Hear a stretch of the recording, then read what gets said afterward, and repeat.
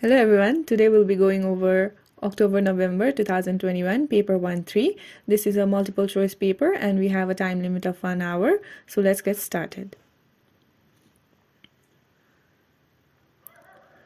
A company does not include in the financial statements the value of skills gained by its employees from training programs.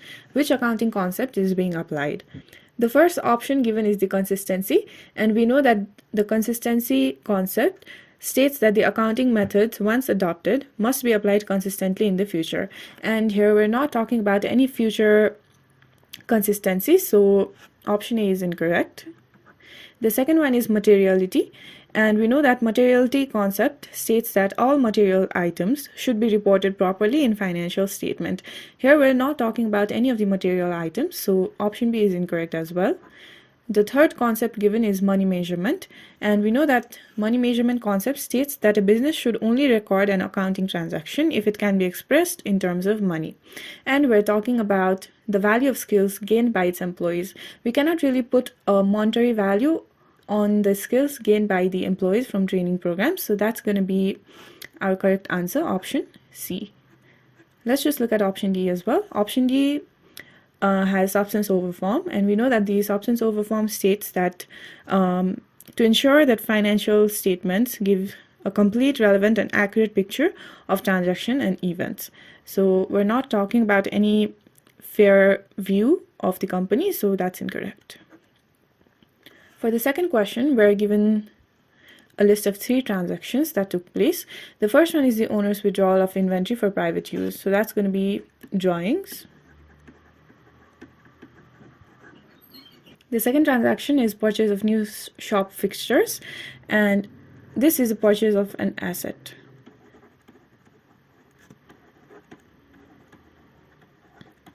And the third transaction is writing off an irrecoverable debt, so that's just bad debt written off. And we need to figure out which of these 3 transactions would be recorded in the general journal. So the first transaction is relating to drawings, and we know that any transaction relating to drawings are recorded in the general journal. So this is going to be included. The second one is purchase of an asset. If it were to be purchase of inventory or purchase of goods, that would have been recorded in the purchase journal. But since we're purchasing an asset, that's going to be recorded in the general journal. So item 2 is also going to be included. The third one is writing off an irrecoverable debt or bad debt. Any transactions relating to bad debts are also included in the general journal. So item 3 is included as well. This means that our correct answer is given by option A.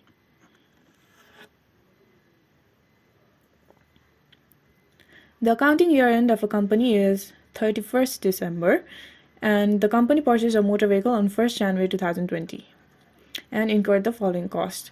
The cost is of 30,000, of which half was paid by check and the balance was paid by a bank loan. And then the loan interest for the year ended 31st December 2020 was 2,500. So this is just going to be interest on loan.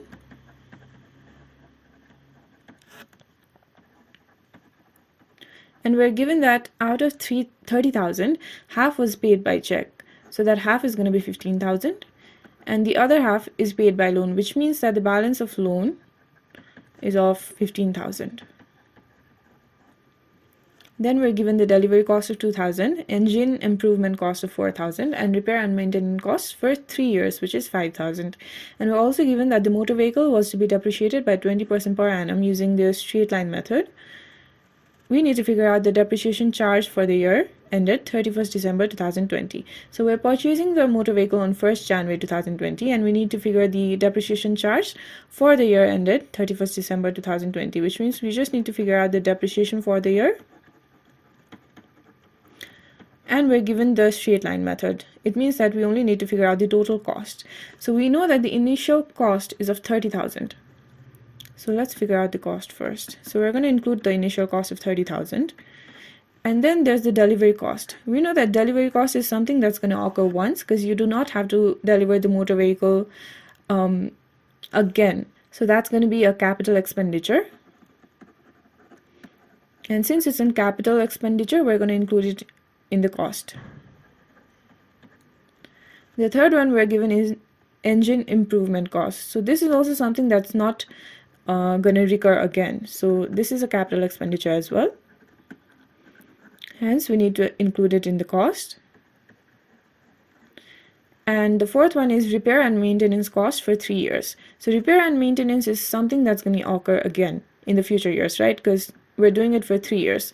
So this is revenue expenditure.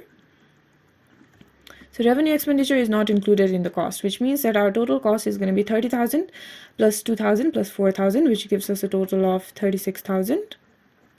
Now we just need to multiply this with the rate in order to find out the depreciation charge. So that's going to be 36,000 into rate is of 20%. So the total depreciation is 7,200, which is given in option B. A business sold a non-current asset. It had been purchased for 15,000 and had an estimated life of 10 years with no residual value. So I'm just going to figure out the depreciation per year first.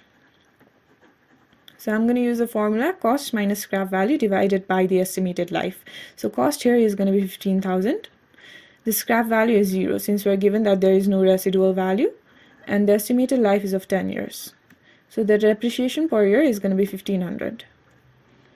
Alright, so it was depreciated using straight line method. Next, it was sold after 6 years. And disposal costs were 1,000 and there was a profit on disposal of 3,000. We need to figure out the sales price.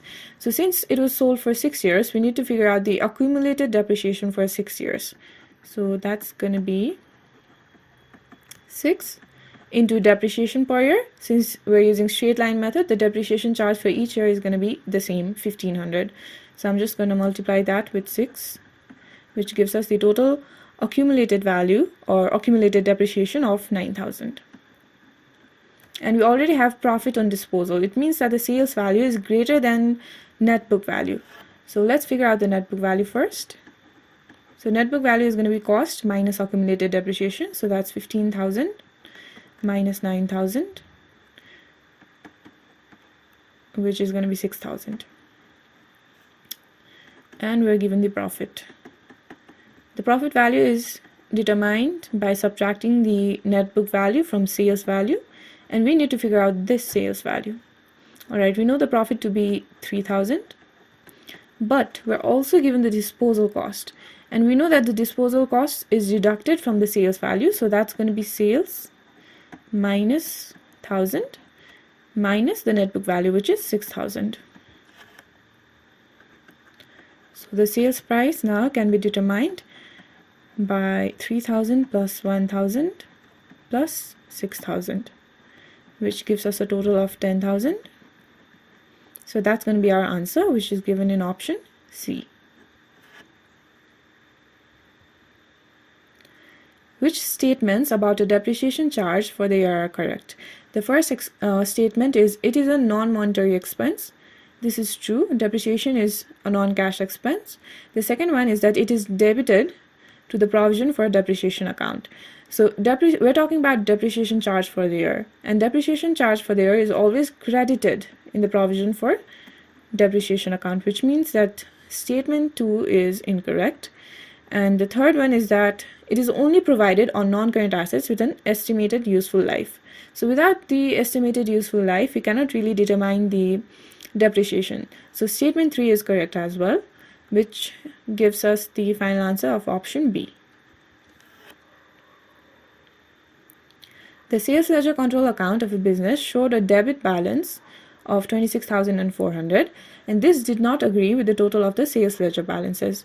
And we're given the following items appeared in the sales ledger accounts but had been omitted, which means that these items need to be included, right, from the sales ledger control account. Alright, I'm just going to drop the sales ledger control account now. This is going to be the debit side, this is going to be the credit side. Alright, I'm going to start with the opening balance, which is on the debit side as 26,400. Okay, the first thing that has been omitted is in contra item, and we know that the contra for the sales ledger control account is always on the credit side. So that's going to be 340. The second one is discount allowed. We know that the discount allowed is always recorded on the credit side as well. So that's going to be 56. The third one is dishonor check. Dishonor check is always recorded on the debit side of sales ledger control accounts. So that's going to be 62. And the final one we have is an irrecoverable debt written off of 438. That's going to go to the credit side. So that is 438. Now we need to figure out the correct balance, which means that the balancing figure is going to be here. So I'm just going to total the debit side, which gives us a total of 26,462, which must be true for the credit side as well. So I need to figure out this value of x, which is the balancing figure. So in order to figure out the value for x, I'm just going to have to subtract these three values from the total. So that's going to be 26,462 minus 340 minus 56 minus 438, which gives the balancing figure of 25,628, which is given in our option B.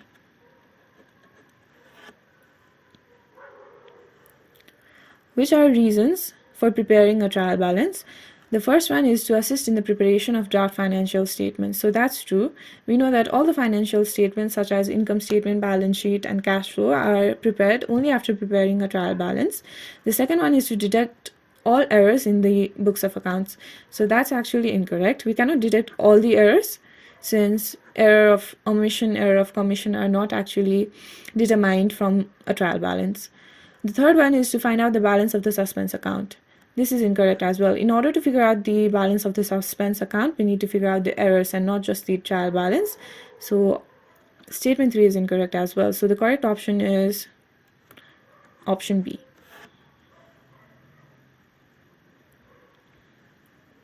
The following information is available for the telephone account for the year ended 31st December 2020. We're given the accrual and prepayment of both the opening date and the closing date, and we're given the payments made and amount refunded. So we need to figure out the telephone expense for the year 2020. So I'm just going to start with the payments made. So this 19,000, and then we have amount refunded, which means that this actually reduces the telephone expense amount. So I'm just going to have to deduct the 500. Next, we move on to the accrual first. Okay, the opening accrual balance. So this is the outstanding payment of last year, which means that this cannot be included in this year. So I'm going to have to deduct this balance of 2,000. And we have the current year accrual, which means that this is an outstanding expense of this year. So it's essentially an expense for this year, which means it should be included in the telephone expense. So I'm just going to add the 5,000. Next, we move on to the prepayment. So prepayment of last year means that this is an expense for current year. So I'm just going to have to add this 1,000. Then the prepayment for this year means that this is a prepayment of next year. So this is not actually an expense of the current year. So I'm just going to have to deduct that amount of 3,000,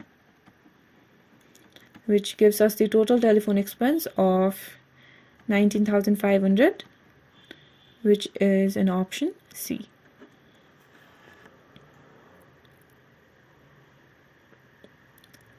A trader calculated his draft profit for the year as 16,000, and the following items had not been adjusted.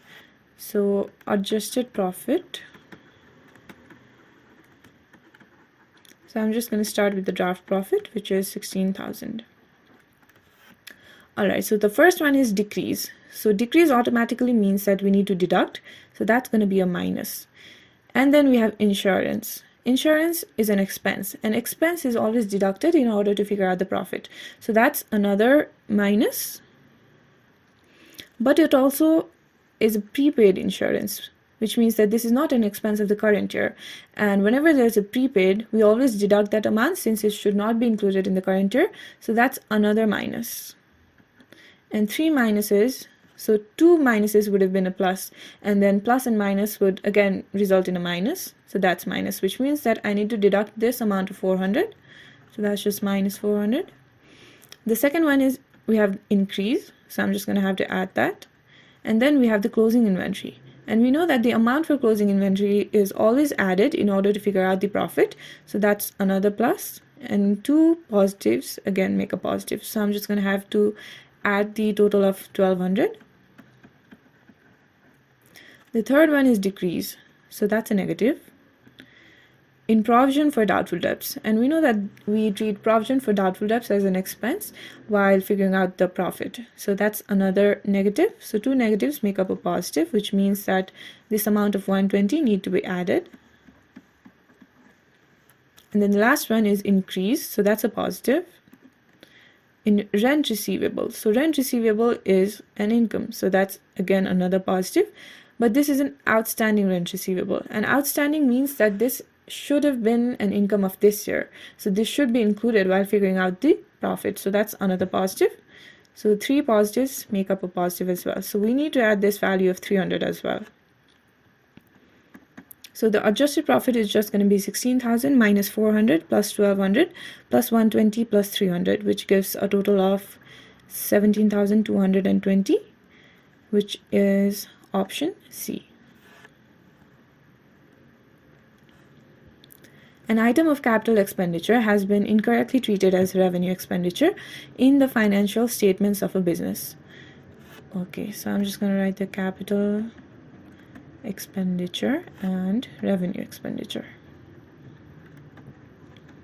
So it actually was a capital expenditure, but it had been incorrectly treated, which means that the capital expenditure was understated,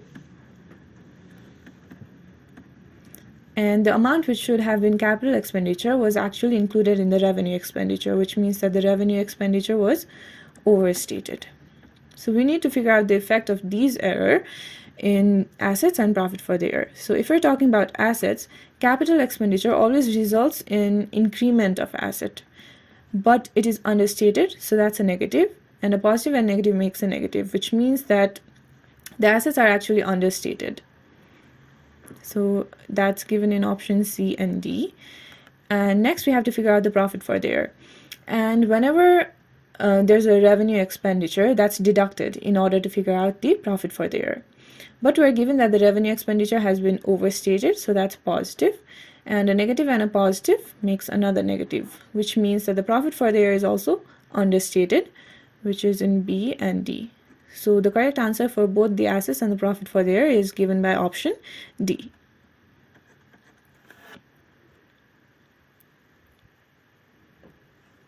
Okay, we're given the following information for a business.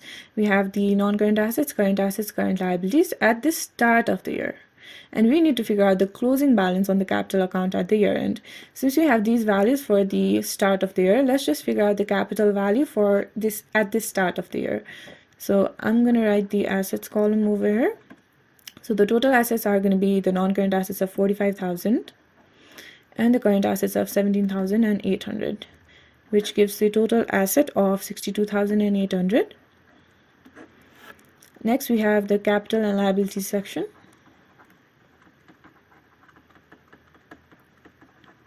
So we have the capital amount that we need to figure out, and we're given the current liabilities of 11,300. Since assets and capital and liabilities should be equal, the total amount here will also be 62,800. So capital here is going to be a balancing figure. So in order to figure this out, I need to subtract this value from the total. So that's going to be 62,800 minus 11,300, which gives the capital of 51,500. But this is a capital value at the start of the year. But we need to figure out the capital value at the end of the year. So in order to figure that out, we need to adjust the drawings and profit for the year in the capital balance at the start of the year. So that's going to be 51,500 minus 5,000. So we're subtracting the drawings because we always subtract the drawing amount from the capital account. Next we have the profit. So if it were to be lost, we would have subtracted this as well, but since it's a profit, we're going to add that. So that's 6950, which gives us the total balance in the capital account at the year end as 53,450, which is given in option B. A trader did not keep full accounting records, and we're given the following information for 2020. So we're given the opening trade payables, closing trade payables, payments to suppliers, and discounts received during the year. We need to figure out the value of purchases. All right. So trade payables on 1st January means that this is the trade payables of last year, which means that whatever amount we have here, the goods worth this amount was actually bought last year, So this should not be included in the purchase amount for this year, which means that we need to subtract the opening balance. So that's going to be 32,785. Next, we have the trade payables on 31st December. This means that whatever amount here, we've already bought the goods worth this amount in the current year. So this amount represents the purchase of the current. So we'll have to add that amount. Okay, third one, we have payments made to suppliers, which means that these amounts were paid to the suppliers in the current year. So we're also going to have to include that one. So that's 72,830. And the last one we have is the discount received. So this amount represents the value of goods that were actually purchased, but we do not have to pay for it, because that's what discount is, right? You purchase the goods, but you do not have to actually pay for it. But nonetheless, we purchased the goods worth 3,450, which means that we need to include this amount in order to value purchase. So that's going to be 3,450, which gives us the total purchase of 87,125, which is given in option D. How would the following transactions affect the owner's equity of a sole trader? The first one is paying the owner's personal motoring costs from the business bank account. So this cannot be done, right? So this is drawings, because the owner is using the business bank account for their personal use. So we need to figure out the effect of the drawing on owner's equity. And we know that drawing is always deducted from the capital or equity. So while doing so, the owner's equity will decrease, which is given by option A and B.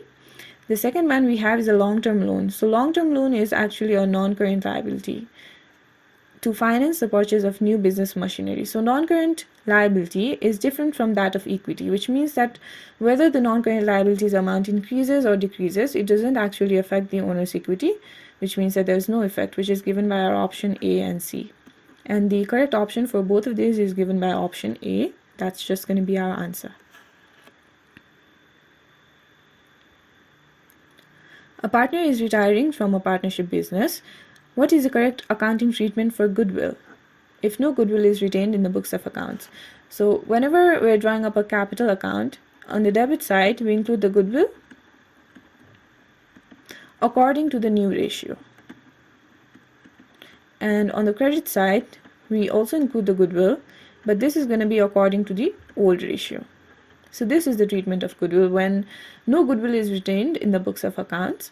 So let's look at old partners capital account. So old partners capital account will have credit in old profit sharing ratio. So that's given by option A and option B. And the new partners capital accounts, that's going to have the debit amount, because that's going to be the new ratio, right? So new ratio on the debit side, which is given by option A. So the correct answer is just going to be option A. X, Y, and Z are in partnership, sharing profits and losses equally. And at 31st December 2020, X had a capital account balance of 100,000 and a current account credit balance of 80,000. On 1st January 2021, X retired. So the non-current assets and goodwill were revalued upwards by a total of 60,000. So that's profit on revaluation.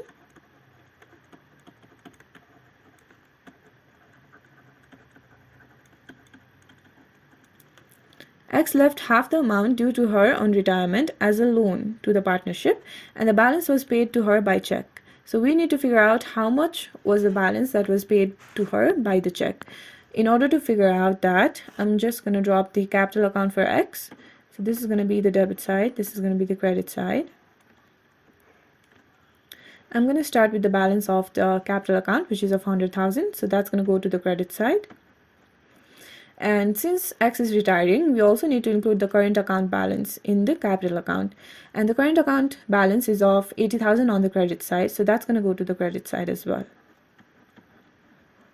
Next, we have profit on revaluation. And we know that the profit and losses are shared equally. So 60,000 is divided into 3 equal parts. So that's going to be 20,000 for X, 20,000 for Y, and 20,000 for Z. So that's profit, and profit is always recorded on the credit side. So 20,000 is going to go to the credit side. Okay, that's all. So let's just figure out the total balance. On the credit side, that's going to be 200,000. And that must be equal to the debit balance as well. Now, if the partner was not retiring, we would have recorded it as balance CD. But since the partner is retiring, we need to settle the amount of 200,000 here. And what we're told is that X left half the amount due to her on retirement as a loan to the partnership. And the half amount of 200,000 is 100,000. So 100,000, this is going to be the loan, which means that the remaining balance is going to be paid to her in the form of check. So the remaining balance is another 100,000. So this is our answer, which is the balance that was paid to X by check, given in option C. A company had share capital of 100,000 ordinary shares of $1 each at the start of its financial year, and we're given the following 4 transactions. We need to figure out the net cash inflow, which means that we also need to adjust the cash outflow in order to figure out the net value. Okay, the first one is an issue of 50,000 ordinary shares at 1.40 each. So that's going to be 50,000 into 1.40, which gives the total issue of ordinary shares value at 70,000. The second one we have is the bonus issue, but we need to figure out the cash inflow, right? And a bonus issue of shares never actually results in any cash flow, so we cannot include it. The third one is 12% debenture of 100,000 was issued. So this increases the cash inflow. So I'm just going to add the 100,000 over here. The last one we have is a bank loan of 75,000 was repaid. It means that we're paying this amount, so that's a cash outflow. So I'm going to have to deduct that amount of 75,000, which gives the net cash inflow of 95,000, which is given in option B.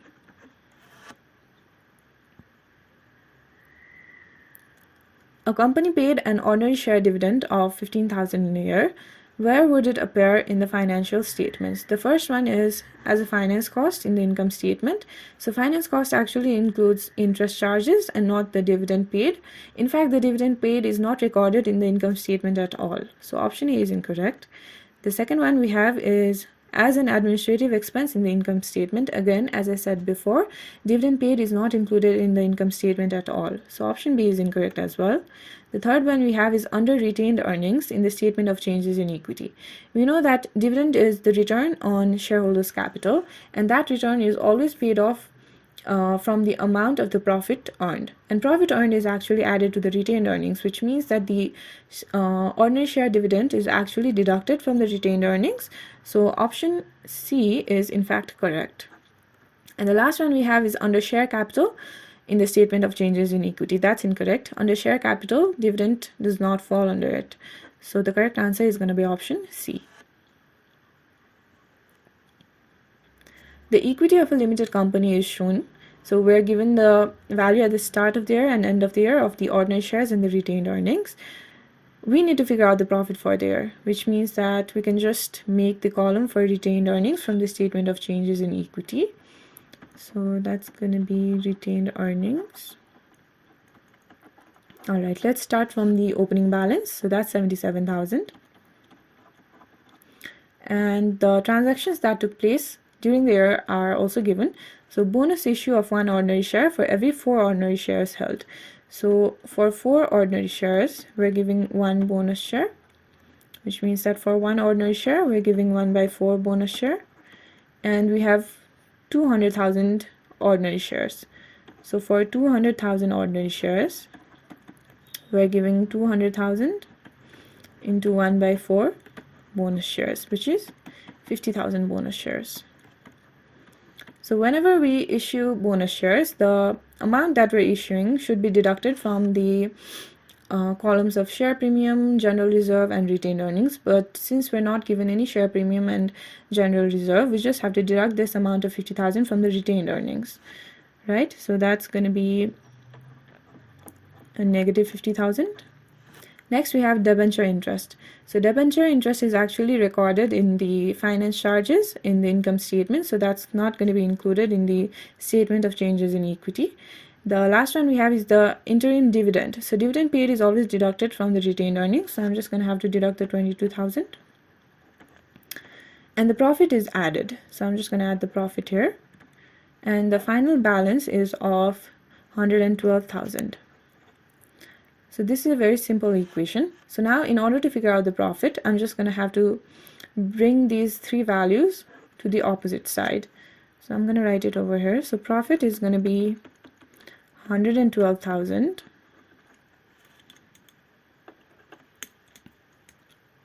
minus 77,000 plus 50,000 plus 22,000, which gives us the profit for the year as 107,000, which is given in option B. The following information is available. So we're given the value for sales, purchases, average inventory, and markup. We need to figure out the rate of inventory turnover. So the formula for rate of inventory turnover is cost of goods sold divided by average inventory.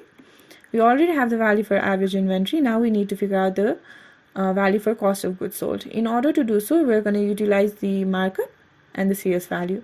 So we know that sales is equal to cost of goods sold plus markup into cost of goods sold. So that's going to be 0.25 into cost of goods sold, which means that sales is equal to 1.25 into cost of goods sold. So we have the sales value at 250,000. So this is a really simple equation now. So the cost of goods sold is just going to be 250,000 divided by 1.25, which gives us the value of 200,000. Now the cost of goods sold is 200,000 and the average inventory is 20,000, which means that the rate of inventory turnover is 10 times, which is given in option C.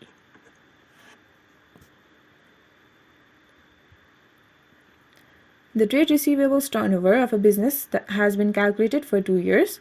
So we're given the turnover in days, and we can see that last year it was 50 and current year that's 60. So the turnover in days has increased. So whenever the turnover of trade receivables increases, it suggests that the credit control has actually not been efficient. So credit control is inefficient. Alright, now what is a possible reason for the change? The first one is increased level of discounts received. We're talking about trade receivables turnover. So whenever there's trade receivables turnover, it involves sales. And we cannot really give discount received in sales. We have to give discount allowed. So option A is automatically incorrect. Second one, we have increased profit margins. The profit margins has no effect whatsoever in the trade receivables turnover of a business, so that's incorrect as well. Third one we have is increased cash sales volume. So cash sales doesn't really affect the trade receivables turnover, since trade receivables turnover only includes the credit sales. So option C is going to be incorrect as well. And for option D, we have customer liquidity problems. So whenever there's a customer liquidity problems, it means that customers are unable to pay. And due to this reason, the trade receivables turnover has increased by 10 days. So that actually makes sense, which means that the correct option is going to be option D. A manufacturing company employs 20 workers who are paid a basic rate of 30 per hour. So this is the basic rate for a 40-hour week. And then to meet a special order, the workers each worked 50 hours, which means that for the 40 hours, they're going to receive the basic rate. And for the remaining 10 hours, they were paid a premium of 40% over basic rate. So the premium value is going to be 1.40 into basic rate, which is of $30, which gives the premium wage of 42. Alright, we need to figure out the value of wages. So I'm just going to figure the value of wages for one employee. So one employee, the wages is going to be, for the 40 hours, we're going to give the basic rate. So that's going to be 30. And for the remaining 10 hours, there's going to be the premium rate of 42. So that gives us the value of 1620. But we need to figure out the total wages. So total wages is paid to 20 workers. So we just need to multiply this value of wages with 20. So that's 1620 into 20, which gives us the total wages value at 32,400, which is in option B. A company paid the following telephone costs. So we're given the number of customer inquiries for 2 months, and we're also given the total cost for 2 months. And we're also given the information that the telephone costs are a semi-variable cost, which means that there's a certain portion of fixed costs included along with the variable cost with respect to the number of customer inquiries. And we need to figure out what would be the total telephone cost incurred for 305,000 inquiries. So in order to do so, we need to figure out the variable cost and the fixed cost. Alright, I'm going to prepare an equation for both of these. So since we know that there is both variable cost and the fixed cost included, so that's going to be 250,000 into variable cost plus a certain portion of fixed cost gives us the total cost of 425,000. Second one, we have 350,000 inquiries into variable cost plus fixed cost gives us the total cost of 575,000. So I'm just going to subtract the second equation from the first one. So the fixed costs are cancelled, and we have the value 250,000 minus 350,000, which is minus 100,000, and 425,000 minus 575,000, which is minus 150,000. Alright, I'm just going to erase this. So this is a simple equation. Then the variable cost is going to be minus 150,000 divided by minus 100,000, which gives us the variable cost of 1.5. Now we need to figure out the fixed cost as well. So I'm just going to substitute the value for variable cost in the first equation. So that's going to be 250,000 into 1.5 plus fixed cost equals to total cost of 425,000. So the fixed cost is equal to 425,000 minus 250,000 into 1.5, which gives the total fixed cost of 50,000. Now we need to figure out the total cost for 305,000 inquiries. So total cost is just going to be the number of inquiries into variable cost, which is 1.5, plus fixed cost, which is 50,000. So the total cost is of 507,500, which is given in option B.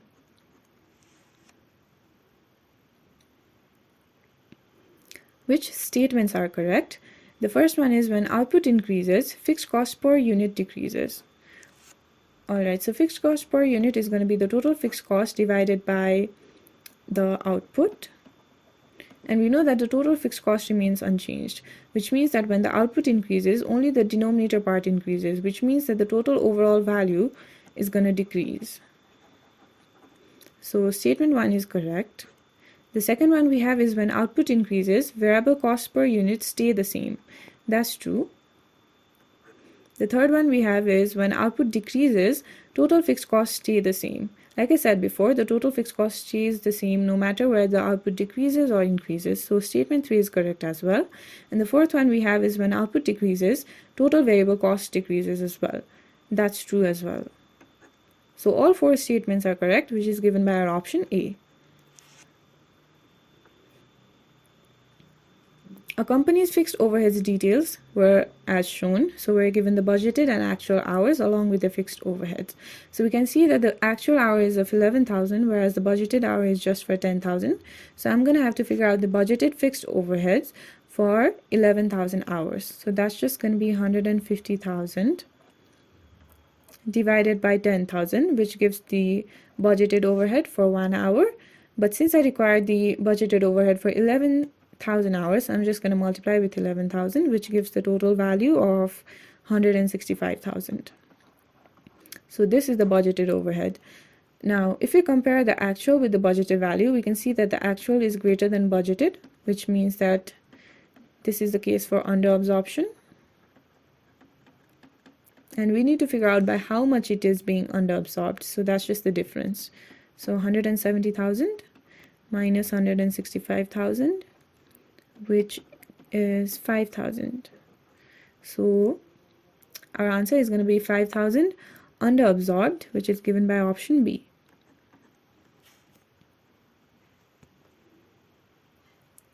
The following budgeted data is available. So we're given the direct labor, indirect labor, factory expenses, depreciation on machinery, depreciation on office equipment, and administrative expenses. And we need to figure out the budgeted overhead absorption rate per direct labor hour. So let's just figure out the direct labor hour first.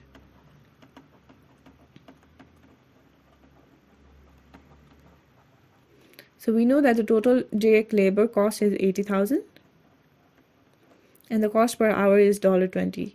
So if we're going to divide the total by the cost per hour, we're going to have our direct labor hours, which is a 4,000. So that's 4,000 hours. And we need to figure out the budgeted overhead absorption rate. So that's just going to be the total overhead divided by the number of direct labor hours. So overhead by direct labor hours. So we need to figure out the overhead. So we're talking about the overhead incurred in the factory. So that's indirect labor, factory expenses, and depreciation machinery. So the total overhead is going to be of 12,000 plus 36,000 plus 30,000. So this gives us the total overhead of 78,000. So in order to figure out the budgeted overhead absorption rate per direct labor hour, we're going to have to divide this overhead of 78,000 by the direct labor hour, which is 4,000. So this gives us the value of 19.50, which is given in our option A.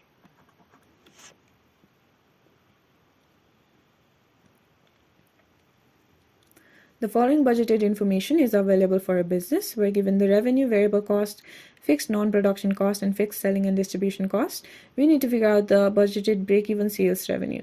So this is given by the fixed cost divided by contribution to sales ratio. So the total fixed cost is just going to be the sum of the fixed non-production cost and the fixed selling and distribution cost. So that's going to be 150,000 plus 90,000, which is equal to 240,000. So that's going to be our fixed cost. Next, in order to figure out the contribution to sales ratio, we need to figure out the value for contribution first. So contribution is going to be the difference between the sales revenue and the variable cost. So that's 650,000 minus 390,000, which gives the total contribution value of 260,000. Now we need to figure out the contribution to sales ratio. So that's just contribution divided by sales. So 260,000 divided by the sales value of 650,000 into 100%, which is 40%. So we can write it as 0.40. Alright, so contribution to sales ratio is 0.40. Now the total budgeted break-even sales revenue is going to be 600,000, given in option D.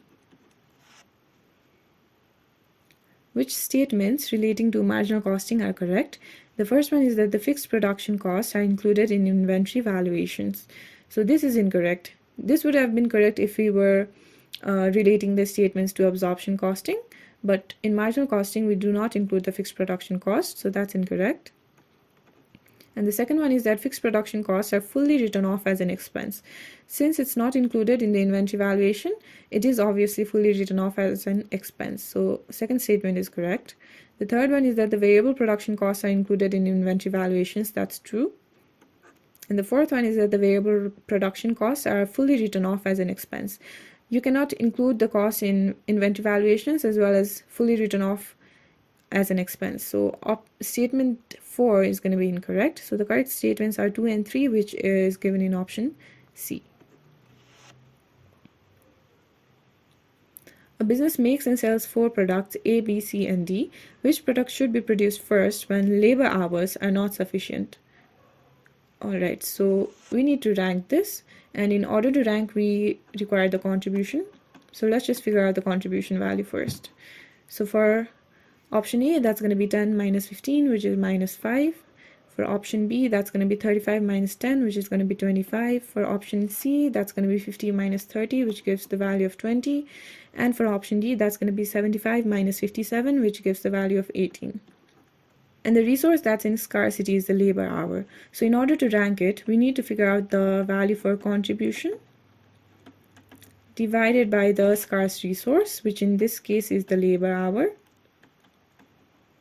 Alright, so this is just going to be minus 5 divided by 1, which is minus 5. For second option, that's going to be 25 divided by 5, which is 5. For third option, that's going to be 20 divided by 2, which is 10. And for third option, it's going to be 18 divided by 3, which is going to be 6. And whenever we rank this, we always start it from the highest value. So that's going to be the value of 10. So this is going to be the first one, which should be produced. So that's option C. When does cost volume profit analysis informs users about cost behavior? So we can only determine the cost behavior whenever there's a change in the level of outputs. So option A and B are incorrect, and the level of outputs it changes is given in option C and D. But when you use absorption costing, we cannot really determine what is required in our question. So option C is incorrect as well.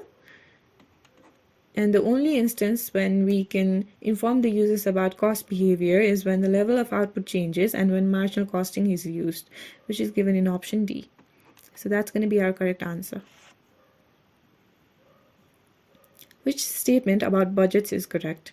The first one is that they are usually prepared by the board of directors. That's incorrect. They are actually prepared by managers. And for option B, we have they can identify limiting factors. So whenever we make any budget, it's kind of setting the goal, right?